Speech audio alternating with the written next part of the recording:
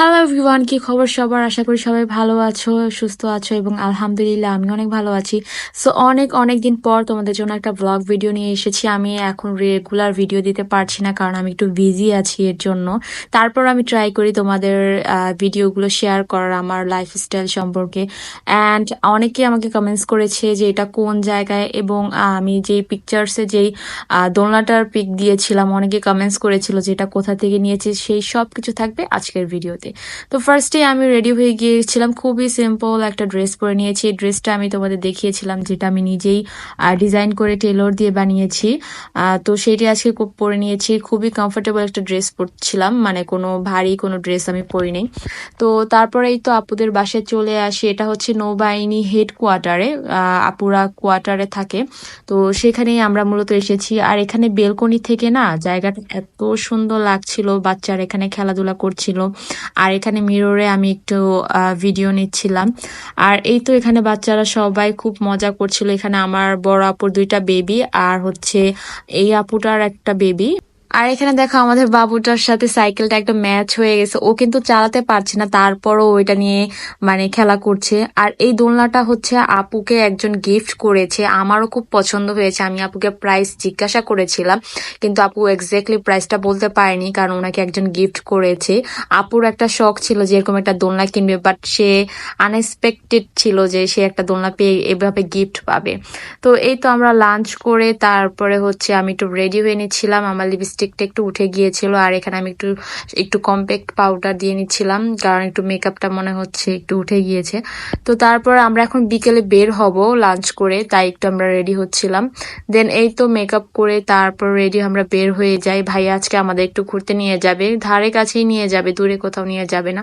তো এখান থেকে আমরা চলে যাই হচ্ছে বনানী। এটা নাকি নিউ হয়েছে, শাহাবুদ্দিন পার্ক, শাহাবুদ্দিন আহমেদ পার্ক, এরকম একটা পার্ক। তো একটা আমার কাছে মনে হয়েছে আমাদের যে ধানমন্ডি লেকের যে পার্কটা, ওইটার মতোই অনেকটা সেম, মানে অনেকটাই ওইরকম। জাস্ট এখানে বাচ্চারা বা সবাই সব বয়সের মানুষ এসে খেলাধুলা করে বা দেখা যায় একটু টাইম স্পেন্ড করতে আসে। তো আমরাও এখানে আসি। আর হচ্ছে আমার কাছে না এই ব্রিজটা বেশি ভালো লেগেছে। এটা অনেকটা রমনার যে ব্রিজটা ওইটার মতো সেম করেছে, মানে আমার কাছে ব্রিজটাই ভালো লেগেছে দেখার মতো। বাট এখানে পিকচার্স তোলার মতো আমি কোনো জায়গাই পাইনি, কারণ এত মানে মানুষ ছিল। মানে এখানে দাঁড়িয়ে যে আমি একটু পিক তুলবো আর ভিডিও করব, একজনের পর একজন আসতেই ছিল। তো এর জন্য আমি আর তেমন কোনো পিকচার্স বা ভিডিও নিইনি। আর যেহেতু সন্ধ্যা হয়ে গিয়েছিল, তাই ভালো একটা পিকচার্স আসতেছিল না। তো এই তো মোটামুটি আমরা পুরো পার্কটা একটু ঘুরে দেখছিলাম। আর এটা হচ্ছে একটা বুক ওয়ার্ল্ড, মানে একটা জাস্ট লাইব্রেরির মতো। আমি একটা সত্যি কথা বলি, ট্রাস্ট মি, এখানে 70% মানুষ জাস্ট বই দেখতে আসে, মানে আর কিছুই না। আর 30% মানুষ কিনতে আসে। মানে ম্যাক্সিমাম মানুষ দেখলাম যে জাস্ট ঢুকে একটু ভিজিট করে তারপরে বের হয়ে যায়, মানে কেউ একটা কিনে না। জাস্ট বললাম না, 30% মানুষ হয়তো এখানে এসে কেনাকাটা করে। তো যাই হোক, বুকশপটা দেখতে আসলে খুব সুন্দর লাগছিল, বাট এখানে পিকচার্স তোলা অ্যালাউ ছিল না, তাই আমি আর তেমন কোনো ভিডিও ক্লিপ নিতে পারিনি ভিতর থেকে। তারপর আমরা চলে যাই গুলশান 2-এ, মানে পার্ক থেকে বের হয়ে। ওইখানের ফুচকা নাকি অনেক মজা, তো আপু আমাদের সেখানে নিয়ে যাবে। আমাদের বললো যে ওইখানকার ফুচকাগুলো নাকি অনেক মজা, অনেক বেশি মানুষ ওখানে সিরিয়াল ধরে থাকে ফুচকা খাওয়ার জন্য। তো তারপরেই তো আমরা চলে আসি গুলশান 2-এ।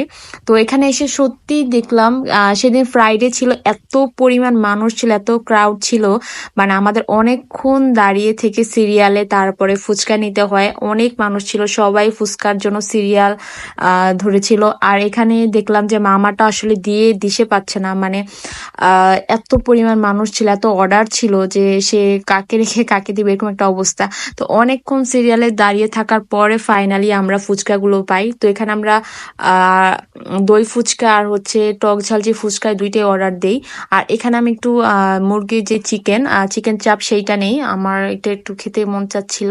তারপরেই তো ফুচকা চলে আসে। আর ফুচকাগুলো ট্রাস্ট মি অনেক মজা ছিল, মানে দেখতে যতটা সুন্দর, খেতে কিন্তু তার থেকে বেশি মজা।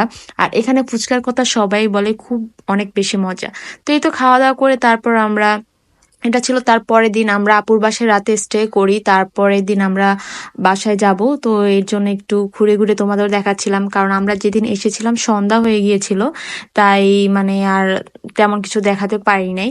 তো এই তো এটা ছিল কোয়ার্টারে, মানে সব বাচ্চারা এখানে এসে খেলাধুলা করে। আমি এই আপুর বাসায় সেকেন্ড টাইম এসেছি, এর আগেও এসেছিলাম, এখানকার ভিডিও দিয়েছিলাম, তাই নতুন করে আর তেমন কোনো ভিডিও দিচ্ছি না। তো এখানে যাওয়ার আগে আমি একটু দোলনাতে দুলছিলাম, অনেক বেশি এনজয় করেছিলাম, মানে খুবই সুন্দর একটা টাইম স্পেন্ড করেছি।